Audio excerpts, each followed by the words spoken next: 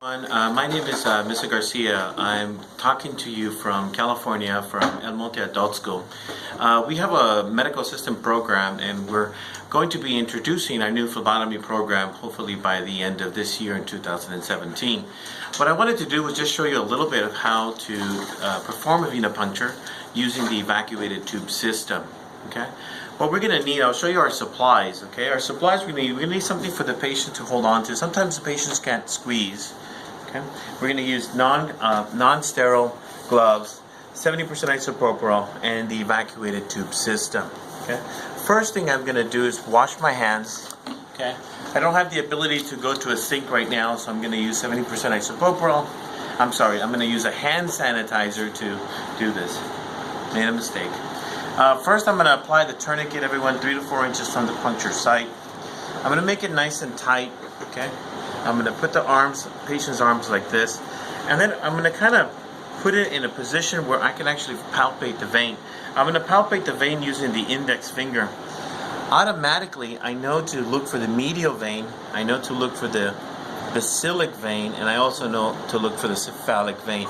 In this particular case, the patient has a really nice vein that travels down this one, which is known as the medial vein.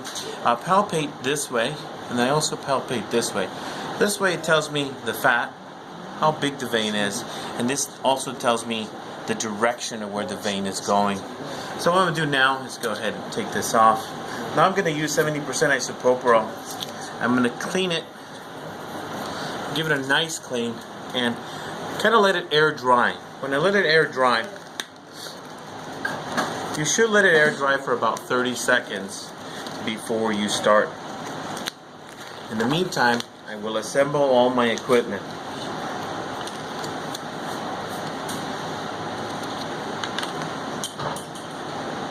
Sometimes the tape, you have to kind of take out the tape a little bit, just like this, so that you're able to grab it before you start. Okay, so here we go. Reapply the tourniquet, 3 to 4 inches from the puncture site. We're using the patient's non-dominant arm. Okay, I'm going to anchor the vein this way. Take the cap off. Once I take the cap off, I'm going to inspect the needle, make sure that there's no problems with it. And also I'm going to anchor the vein, okay, and go into the patient, pop in the tube, okay, look for blood return, take off the tourniquet, take this off, pop in, look for blood return. Okay, go ahead and relax your hand. Take out. Apply the gauze. Activate the safety device. Put it into the sharps container. And then, that would be it. Okay? Hold here, please. Now, for the sake of this video, because anyone who's ever done a video can tell you, sometimes everything doesn't go right. Okay? I did not fill up the tube all the way correctly. Part of it was the actual draw, and the other part of it was I don't need to fill it up correctly for this particular demonstration. And some of you will notice that once I drew the blood, I did not invert it, and you are absolutely correct.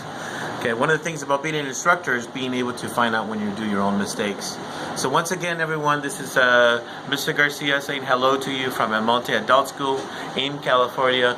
Hopefully you like this video. Thank you very much.